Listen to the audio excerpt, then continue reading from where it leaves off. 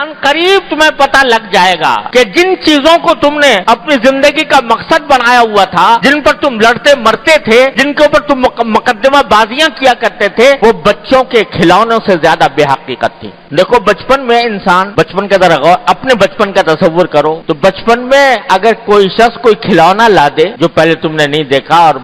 اسے کھیلنے میں مزہ آتا ہے، تو اپنی ساری زندگی کی سب سے بڑی نعمت اور دولت اس کھلونے کو سمجھ، اور وہ کھلونا اگر کوئی سا چھین کے لے جائے تو سمجھو گے کہ اس نے میرے اوپر اتنا ظلم ڈھا دیا، میری کائنات لٹ گئی۔ ہوتا ہی نہیں ہوتا ہے؟ اب بھی بچوں کو دیکھ لو، بچوں کے سامنے ہمیں اپنا بچپن یاد ہے، اگر ہم اپنے بچپن میں ہم سے کوئی کھلونا چھین کے لے جاتا تو رو رو کے بہت برا حال کر دیتے، اپنے ماں باپ کو بھی پریشان کرتے کہ یہ چھین کے لے گیا۔ اب جب اس کا تصور کرتے ہو تو کیا ہوتا ہے؟ جب اس وقت کا تصور کرتے ہو کہ بھئی میں اتنا چھوٹے سے کھلونے کی خاطر میں اتنا رویا کرتا تھا، اس کو میں نے اتنی بڑی دولت سمجھا ہوا تھا، اس کو جب سوچتے ہو سب کے منہ پر ہنسی آ رہی ہے، منہ پر مسکراہٹ آ رہی ہے کہ کیسے ہم اس وقت غافل تھے کہ اس چیز کو اپنی ساری دنیا کائنات سمجھے ہوئے تھے۔ تو جب آدمی اپنی پچھلی زندگی پر نظر ڈالتا ہے تو جن چیزوں سے دل لگایا ہوا تھا، جن چیزوں سے کو اپنی کائنات سمجھا ہوا تھا، ان کو انسان بعد میں ہنستا ہے کہ میں نے کس چیز سے دل لگایا ہوا تھا۔ ایک وقت ایسا آنے والا ہے کہ اب جن چیزوں دل لگایا ہوا ہے، یہ زمین، یہ جائیداد، یہ مکان، یہ گاڑیاں، یہ فرنیچر، یہ گھر کا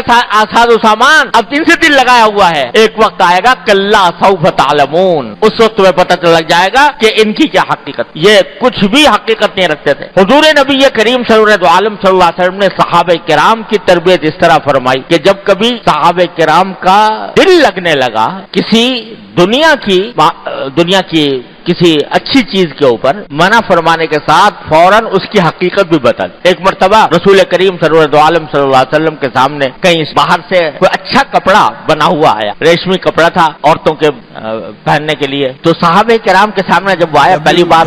اچھا کپڑا دیکھا تھا تو سب اس کو ہاتھ لگا کر دیکھنے لگے کہ کتنا اچھا ہے، کتنا خوبصورت ہے، کتنا اچھا بنا ہوا ہے۔ تو حضور اقدس صلی اللہ علیہ وسلم دیکھتے رہے، اور جب سب لوگ دیکھ چکے اور اس سے ایک لطف لے چکے تو ایک جملہ فرما دیا کہ ٹھیک ہے تو بہت اچھا یہ کپڑا، لیکن میں تمہیں بتاؤں کہ سعد ابن معاذ رضی اللہ تعالی عنہ جو غزوہ احزاب کے موقع پر شہید ہوئے تھے، ان کا ذکر فرمایا کہ سعد ابن معاذ کو جنت میں ناک پہنچنے کے لیے جو رومال ملا ہے وہ اس سے 1000 درجے بہتر ہے۔ جو ناک پہنچنے کے لیے رومال جو ملا ہے جنت میں وہ اس سے 1000 درجے بہتر ہے۔ تو اس طرح نبی کریم صلی اللہ علیہ وسلم صحابہ کرام کی تربیت فرماتے تھے کہ دنیا کی جن چیزوں سے تم نے دل لگایا ہوا ہے کہیں ایسا نہ ہو کہ اس میں بدمست ہو کر اور اس میں ہو کر تم غفلت کا شکار ہو جاؤ اور آخرت کی نعمتوں کو بھول جاؤ۔ تو اللہ تعالیٰ اس شکایت فرما رہے ہیں کہ ہرگز تمہیں ایسا نہیں کرنا چاہیے کہ ان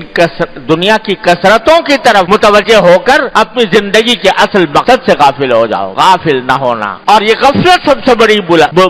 بلا ہے کہ انسان اللہ سے اور اللہ کے سامنے پیش ہونے سے، اللہ تبارک و تعالیٰ کے سامنے جواب دہ ہونے سے غافل ہو جائے۔ یہ غفلت بری بلا ہے، اس غفلت کو دور کرنے کی ضرورت ہے۔ اللہ تعالیٰ نے یہ نہیں کہا کہ کھانا مت کھاؤ، یہ نہیں کہا کہ روزی نہ کماؤ، یہ نہیں کہا کہ تجارت نہ کرو، یہ نہیں کہا کہ ملازمت نہ کرو، یہ نہیں کہا بیوی بچے نہ رکھو، یہ نہیں کہا کہ اپنے مکان میں نہ رہو، سب کام کرو، لیکن کام کرنے کے ساتھ غفلت کے ساتھ نہ کرو۔ اس کو اللہ تعالیٰ کی نعمت شمار کر کے، اللہ تعالیٰ کی نعمت سمجھ کر اس پر اللہ تعالیٰ کا شکر ادا کرو، حلال طریقے سے کام کرو، جو کام کرو حلال طریقے سے کرو، روزی کماؤ تو حلال طریقے سے کماؤ، کھانا کھاؤ تو حلال طریقے سے سنت کے مطابق کھاؤ،